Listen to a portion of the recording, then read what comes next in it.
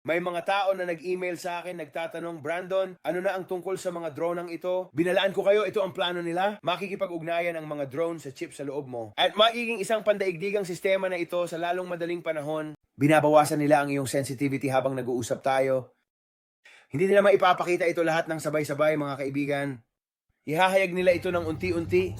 Daan-daang hindi maipaliwanag na misteryosong sightings ng drone. Napakaraming bagay. Langit, ngayon, may dalawa. Likod dito. Walang malinaw na sagot at walang sino mang umaako ng responsibilidad. Lumalago. Ang alalahanin, matatanggap ko na hindi nila tayo sinasabi pero di nila alam. Tinanong si Robert Wheeler kung ang publiko ay nasa panganib at sa lalong madaling panahon. Lilipad na sila saan man at palagi bilang isang estado ng pulisya na nagmamasid sa iyo. Pero hindi nila maipapakita ito lahat ng sabay-sabay. Parang isang palaka sa isang palayok. Tumataas ang init sa paligid ng palaka at hindi niya alam na siya ay pinapakulang buhay. Hindi niya man lang ito napapansin, mga kaibigan, ikaw ang palaka sa palayok na yon. Darating na si Jesucristo, mga kaibigan. Ayusin mo na bago mahuli ang lahat.